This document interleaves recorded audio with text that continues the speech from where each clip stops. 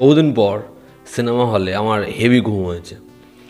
এখন কথা বলবো আজাদ ছবিটা নিয়ে। বিশ্বাস করুন, এই ছবিটা অভিষেক কাপুর যে কেন বানালো, মানে টাকার জন্য মানুষকে কি করতে হয়। অভিষেক কাপুরের হাত থেকে আমরা এত ভালো ভালো ছবি পেয়েছি, সে এত ভালো ভালো অ্যাক্টারদের লঞ্চ করেছে, তার ছবিতে এরকম কাস্ট।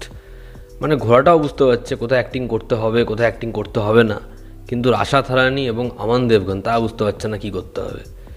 যাই হোক, আমি আজাদ ছবিটা দেখলাম, আমার টাকা বেশি হয়েছিল, আমি টাকাটা নর্দমায় ভাসিয়ে দিলাম। সেরকমই অবস্থা হচ্ছে এই ছবিটা দেখার পরে। ছবিটা যে একদম রদ্দি সিনেমা, মানে একদম খিস্তি ফিস্তি করতে হবে, রোস্ট করতে হবে, তবলা বাজাতে হবে, সেই ছবি হয়নি। ছবির মধ্যে কিছু ভালো দিক আছে। গল্পটা মৃত্যু করে বলছি, ওটা দেখেই খুব ভালো লেগে যায় হচ্ছে আমান দেবগানের যে ক্যারেক্টার তার। এবার তার একটা মেয়ের সাথে কিন্তু আছে, সেটা প্রেম কিনা সে বুঝতে পারছে না। অজয় দেবগানের যে ব্যাক স্টোরি সেটা এখানে তাকে খুব ইমপ্রেস করে এবং তার মনে হয় সেও বাগী হবে। এবার অজয় দেবগানের কী পরিণতি হয় এবং ঘোড়াটার ওর কাছে কীভাবে আসে, এটাই ছবির গল্প, এবং গল্পটা প্রোমো দেখে বোঝাই যাচ্ছিল। তবে ছবির যে শেষের 15 মিনিট সেটা বেশ ভালো, মানে সেই জায়গাটায় ছবিটা খুলে যায়। এবার যদি ছবির পজিটিভ দিক নেগেটিভ দিক বলি, ছবির মধ্যে ভালো দিক বলতে গেলে ঘোড়াটা, মানে ঘোড়াটাকে আপনার ব্যাপক লাগবে, এবং ওর যে ব্যাক স্টোরিটা আছে অজয় দেবগানের সাথে বন্ডিংটা, সেটা খুব ভালো আর কি। ওই পোর্শনটা ভীষণ ভীষণ ভালো। তবে ঘোড়াটাকে আরও ভালো করে কাজে লাগানো যেতে পারতো। যেরকম ধরুন 777 চার্লি, ছবিটা দেখার পর আপনি কাঁদতে কাঁদতে হল থেকে বেরোবেন এবং আপনি ভাববেন কী সিনেমা দেখলাম, আর কোনোদিন ছবিটা দেখবো না, কিন্তু ছবিটা আমার মনে জায়গা করে নিয়েছে। এই ছবিটা এরকম হতে পারতো, হয়নি ছবিটা। তবে ঘোড়াটা ব্যাপক কাজ করেছে। ঘোড়াটার ওই যে মানে হাঁটু গেড়ে বসাটা, ওটা আপনার চোখ ছলছল করে দেবে, ওটা হেভি।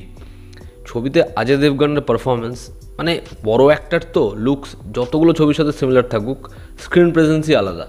অজয় দেবগন ঘোরাতে বসে যখন, ওটা দেখতেই ভালো লাগে। এবং ফাইট সিকোয়েন্স তারা একটু রিয়েল রাখার চেষ্টা করেছে, যেটা ঠিক আছে। এই ছিল এই ছবির পজিটিভ দিক।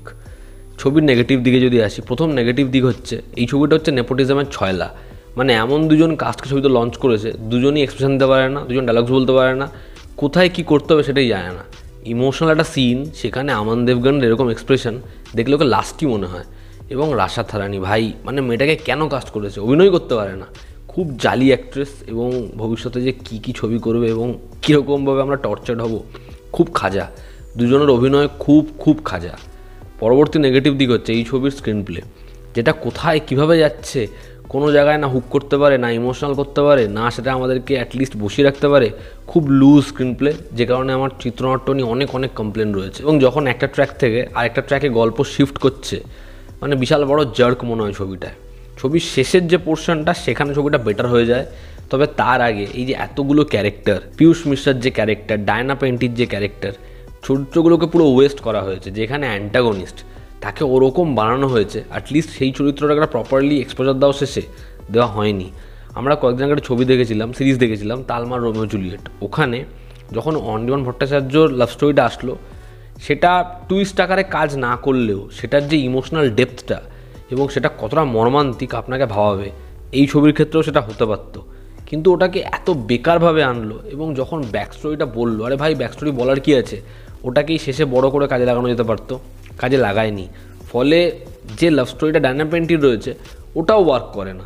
এবং ছবির গান, সেগুলো আপনি এমনি শুনলেন ঠিক আছে, বাট সিনেমাতে গানগুলো খুব বলপূর্বক মনে হচ্ছে, গানগুলো প্রপারলি জেল হয়নি।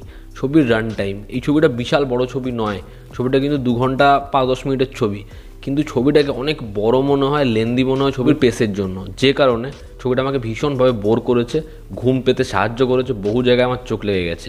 ছবির অ্যাকশন সিন, সেটাকে তারা রাখার চেষ্টা করেছে, তবে সেটার মধ্যে কোনো এনার্জি নেই, যে কারণে সেগুলো যখন দেখছি গুজবাম্পস ফিল হচ্ছে না, বা ওখানে বিট্রে বা এই ক্যারেক্টারটাকে তুলে দেওয়ার যে জায়গাটা, সেগুলো তৈরি হয়নি। ফলে জিনিসটা ঠিকমতো দাঁড়ায়নি আর কি। আপনি ভাবুন এর থেকে খারাপ কী হবে। দুজন ভজা অ্যাক্টর, তাদেরকে হাজারখানা সংলাপ দিয়েছে এবং দুজনেই ধেরাচ্ছে। ফলে দুজনের ওই যে পারফরমেন্স, সেটা স্ক্রিনে দেখা, ওরকম লাভ স্টোরি দেখা, বিশ্বাস করুন প্যাথেটিক, খুব বাজে। এবং ছবিটা না ভীষণ প্রেডিক্টেবল। ফলে রাইটার আর ডিরেক্টর চায়নি চমক দিতে, তারাও বুঝে গেছে খাজা বানিয়েছি, ঠিক আছে, যা হয়ে গেছে হয়ে গেছি। তো ওভারঅল আজাদ ছবিটা ঘোরাটার জন্য আপনি দেখতে পারেন, আদারওয়াইজ এই ছবিটা দেখার কোনো কারণই নেই। অভিষেক কাপুরের খুব খারাপ একটা ছবি। আমি চাই অভিষেক কাপুর ভালো ভালো ছবি যেরকম বানিয়েছিল সেরকম ভালো একটা ছবি দিয়ে আবার কামব্যাক করুক। এই ছিল আমার রিভিউ এই ছবিটা নিয়ে। আপনারা যারা দেখেছেন আপনাদের কেমন লেগেছে জানাবেন। জনতা আমাদের পাশে আছে। আবার দেখা হচ্ছে। Take care.